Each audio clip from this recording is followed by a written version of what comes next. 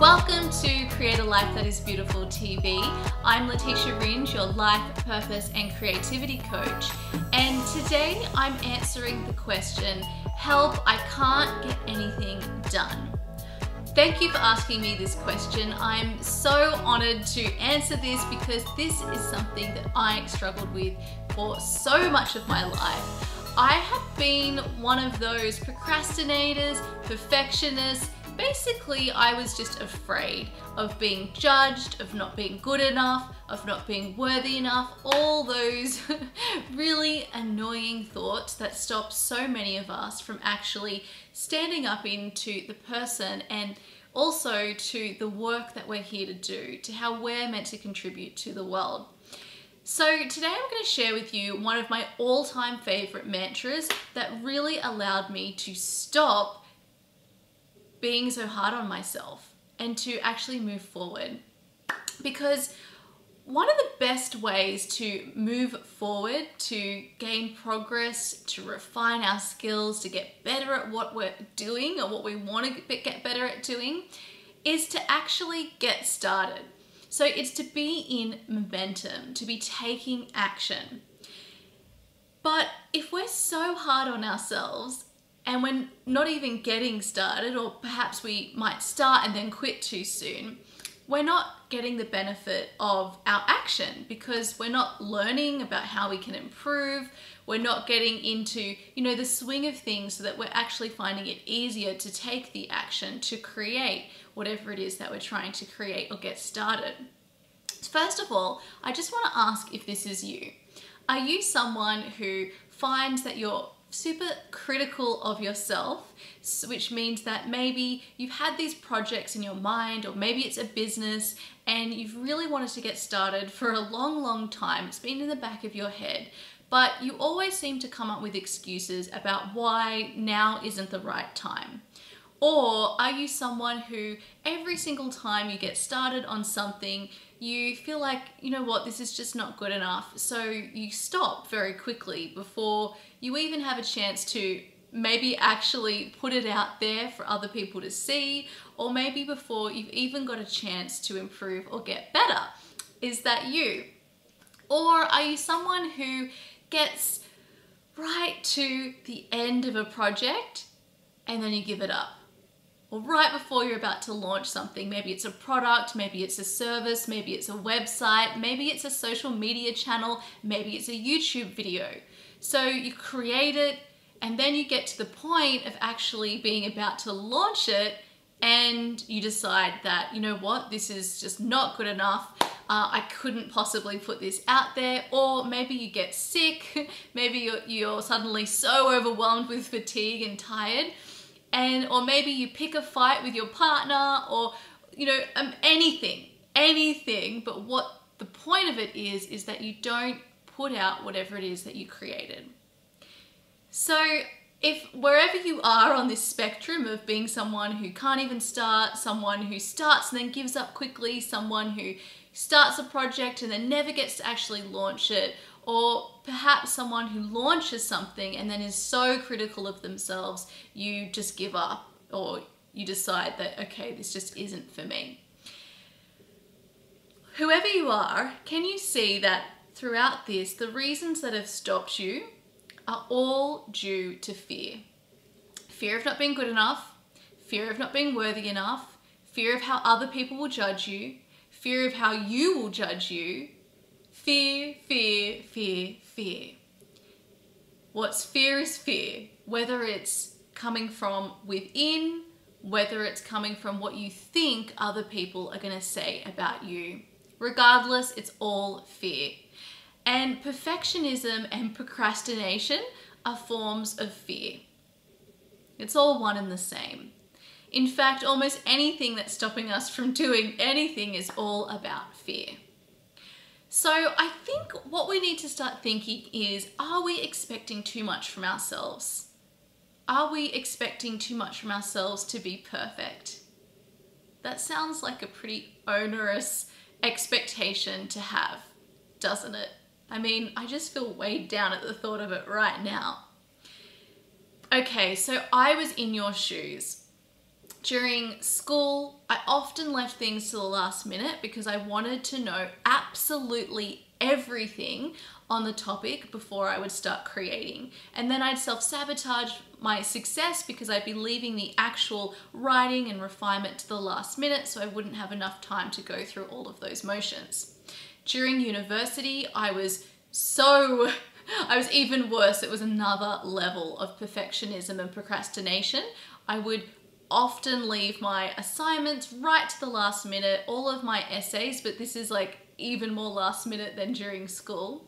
I'd often get sick like all the time, and sometimes I just give up because I just thought, you know what, I'm just not going to be able to do it good enough. At work, I would often also find it difficult to complete things, so I might get right to the last minute and then sort of self-sabotage. When it came to starting my business, I clung on to my website for ages thinking, oh, I have to get this perfect before I launch it. It's got to be, I need to have everybody in the world to love it, which is impossible.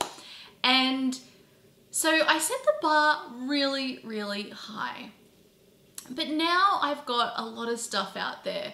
My website has changed and evolved so much. I'm constantly putting new material on it. I wish I could tell you how many blogs and videos and lives and posts I've done to date, but I don't have the number on the top of my head. But basically, I ended up creating a lot. I started off with one blog post per week, which, you know, as a year passes, you know, that's 52. There's a lot of blog posts.